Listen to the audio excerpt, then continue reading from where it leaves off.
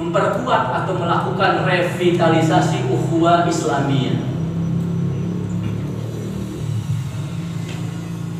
Di Indonesia sekarang itu ada dua istilah, silaturahmi dan silaturahim.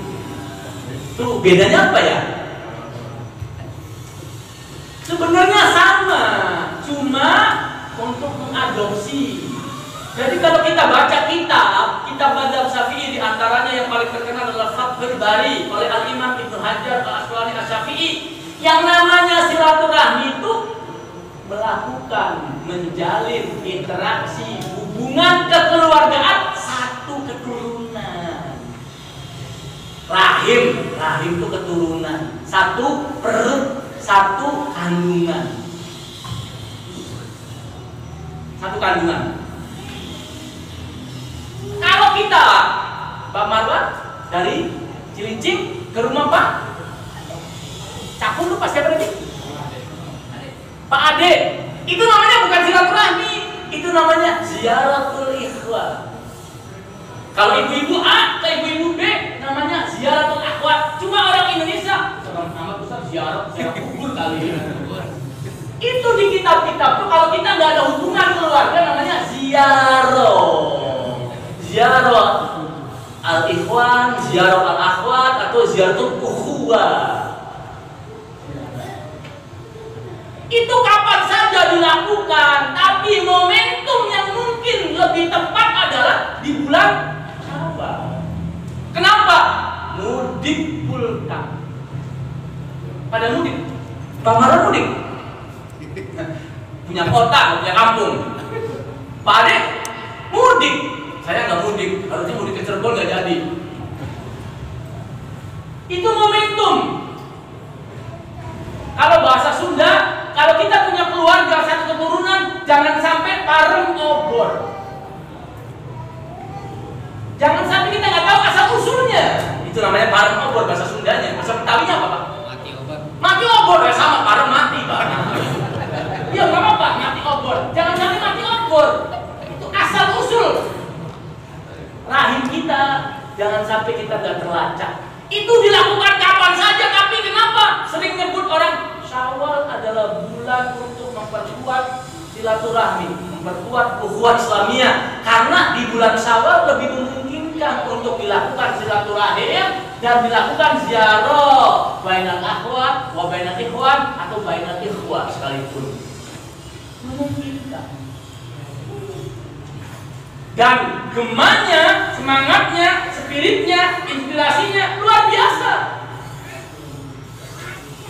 Jarang loh masjid ngadain liburan Syawal sampai ingin memperkuat ukhuwah Islamiyah. Bikin apa ini? Sop apa soto? Bikin kerang, rebusan kerang hijau katanya. Saya ditawarin dengan kata Ustaz, suka kerang hijau nggak? Suka, bungkus aja. Masya Allah, itu bukti silaturahmi. Boleh jadi kalau ada kajian di bulan depan ya sebanyak ini. Boleh jadi. Karena banyak tempat, banyak masjid. Baru mulai kajian pekan depan. Jadwal resmi itu mulainya biasanya pekan depan. Sekarang masih biasa, masih libur. Berarti apa kesempatan silaturahmi? Ziarah lebih besar. Sebenarnya kapan saja dilakukan, tapi tidak ada salahnya, tidak ada larangannya, adalah memperkuatnya di bulan Syawal. Itu, bapak-bapak, ibu-ibu, adik-adik dan teman sekalian yang dirahmati Allah Subhanahu Wa Taala. Ini ada adik-adik kita yang perempuan nih ikut nih, ada yang laki-laki juga ikut. Sekolahnya udah masuk belum, Pak? Libur lagi. Rebo libur Pak, tanggal merah 1 Mei, hari buruh. Baru libur lagi. Lebih memungkinkan lagi. Silaturahminya. Masya Allah. Ini gampang. Nah ini materi berat. Menggelorakan dakwah. Dakwah itu paling gampang adalah sebagaimana sabda Rasulullah Shallallahu Alaihi Wasallam. Dia bersabda, "Balighu anni walau ayat." Sampaikanlah dariku walaupun hanya satu ayat. Dalam salah satu syarah hadis, walau ayat fahmin wahidah, walau hadisin wahidin, walau ilmin wahid, walau fahmin wahid, walau wahid. Sampaikanlah dariku walaupun hanya satu ayat, benar-benar satu ayat.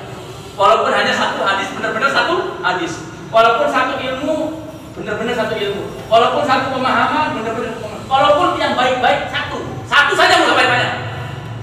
Artinya dakwah adalah bukan hanya tugas ustaz yang bergelar, bukan hanya tugas ustaz yang bersertifikasi. Sekarang kan kami mau disertifikasi, gitu kan? Bukan hanya tugas yang jenggotnya panjang, bukan hanya tugas yang hobinya pakai jubah, bukan hanya tugas yang sudah tua. Tugas bapak, ibu, adik-adik dan jamaah semuanya dakwah. Dan ini yang paling harus digelorakan. Satu kata saja. Jangan lupa ya, puasa Syawal 6 hari sudah belum. Udah satu kata. Jangan lupa puasa Syawal 1 hari sudah belum. Jangan lupa puasa Syawal 1 hari belum. Jangan lupa puasa Syawal 1 hari sudah mulai belum. Jangan lupa 6 hari, jangan lupa. Itu saja sudah dakwah, Pak. Semua bisa. Barulah dakwah level selanjutnya adalah level 2, saya anggap adalah dakwah ini adalah tugas orang tertentu yang memiliki kualifikasi. Karena definisi dakwah adalah qiyamud da'iyah al-mu'ahal. Poin pertama ini, dakwah adalah tugas dari seorang dai yang memiliki kualifikasi. Satu, bisa berdalil mungkin. 2, bisa membantah yang menyangganya pakai dalil. Karena dalil tertentu bisa saling dibantah oleh bantah yang lainnya, gitu kan. Membantah orang non-Islam seperti pendeta Gilbert lumayan dong yang sekarang lagi populer dan viral. Kirim rekening uangnya ke saya, gitu kan. Kata pendeta itu lewat anaknya dan istrinya kan begitu ternyata, gitu kan. Makanya ngecek 2,5%, kami 10%. Itu dakwah. Dari siapa? Dari orang-orang yang kualifikasi, kompetensi, kecakapan, kemahiran tertentu. Dan mungkin yang ketiga adalah level yang lebih tinggi adalah dakwah adalah tugas dari seorang dai dari fakultas dakwah. Kan sekarang ada nama fakultas dakwah. Fakultas dakwah dan usuluddin, ada fakultas dakwah dan akidah, namanya masih beda-beda. Gelarnya tertentu. Biasanya S.Com.I, sarjana komunikasi Islam. Nah, kalau S1-nya, S2-nya MKI, S3-nya doktor komunikasi Islam dan lain sebagainya. Itu level. Tapi level pertama, dan ini adalah tugas siapapun yang mengaku mengikuti Nabi Muhammad SAW, ya kita semua, bapak-bapak, ibu-ibu, adik-adik dan jamaah sekalian yang dirahmati Allah Subhanahu. Sepulang dari kajian, kalian bapak-bapak, ibu-ibu, adik-adik dan jamaah sekalian berdakwah. Sekarang tentang 3 hal, liqa Syawal, tentang bulan Syawal, serba serbi seluk-beluk bulan Syawal, tentang memperkuat ukhuwah di bulan Syawal, tentang menggelarkan dakwah. Ya satu aja, tentang Syawalnya kayak, tentang ukhuwahnya kayak, tentang semangat dakwahnya kayak. Silakan. Dakwahnya cuma ringan. Walaupun banyak tokoh bergelar profesor, doktor, kiai, haji, minum pakai tangan kiri, disorot pakai kamera, itu salah, itu setan. Minum yang benar, walaupun gak hafal dalilnya adalah pakai tangan kanan. Jangan lupa sering minum air Zam-Zam. Kita tidak menghilangkan ikhtiar usaha medis, tapi ada usaha non medis. Siapa tahu kalau beri kesembuhan melalui minum air Zam-Zam. Tapi jangan lupa juga, bukan sekedar minum, ada doanya. Entar dulu ya, doanya saya nggak hafal. Nih, buka internet, doanya ini dibacakan, nggak apa-apa. Bapak Ibu dan sekalian, Allahumma inna nas'aluka ilman nafi'an wa rizqan wasi'an wa shifaan min kulli da'in. Ya Allah, aku bermohon kepadamu ketika minum air Zam-Zam ini. 1 adalah ilmu yang bermanfaat. 2, rezeki yang luas lagi lapang. 3, kesembuhan dari penyakit. Bahkan silakan Bapak Ibu dan sekalian buka misalnya air Zam-Zamnya pakai ini, lalu ditaruh di tangan, sambil didoakan. Misalnya ditambahkan doa yang dicontohkan Rasulullah, Allahumma inni a'udzubika min syarri ma ajidu wa uhadir. Ya Allah, aku berlindung kepadamu dari kejelekan, keburukan, min syarri ma ajidu, penyakit yang aku dapati, wa uhadir, dan aku khawatirkan jangan-jangan ada penyakit lain bawaan. Lalu ditaruh misalnya, oh lagi ini nih, apa nih? Pak, koreng. Lutut kan ada Pak. Yang sudah tua itu sampai bukan Pak, batoknya sampai di ganti operasi batok lutut 10 juta ke atas itu Pak. Ini Pak, lutut kita ini 10 juta ke atas. Ini saya ada jamaah ibu pengajian, Ustaz doakan saya habis operasi lutut. Berapa operasinya? 13 juta atau berapa gitu Pak. Ini Pak, batok ini kita ini harganya mahal nih. Ya Pak, mahal. Nah, aduh Ustaz, biasanya nyari cangkeng atau orang Sunda. Jadi apa ini? Ya, selain berusaha medis, minum air zam-zam, taruh ditempel di situ. Atau kalau dia mampu, mandi sedayung, jangan seember kayak saya kayak zam-zam. Sedayung aja. Gitu. Nah, segelas kalau udah bagus gitu kan, ya sambil itu kan, masya Allah. Doa rupiahnya dibaca juga, pagi dan sorenya dibaca juga, masya Allah. Itu dakwah. Dan dakwah ini dalam Al-Quran surat Fussilat Allah berfirman, wa man ahsanu qawlan mimman da'a ila Allahi wa 'amila shalihan wa qala innani minal muslimin. Wa man ahsanu, dan adakah orang yang lebih baik? Jawabannya tidak ada. Tidak ada orang yang lebih baik kecuali siapa? Mimman da'a ila Allahi, kecuali orang-orang yang berdakwah di jalan Allah Subhanahu wa taala. Wa qala innani minal muslimin, dan dia berslogan, aku adalah bagian kaum muslimin. Aku gak ada apa dibanding kaum muslimin. Aku bukan sombong, kaum muslimin gak ada apa-apa dengan aku. Semakin tua bukan semakin jahat mulut dan perilakunya, semakin ulas asih kepada kaum muslimin.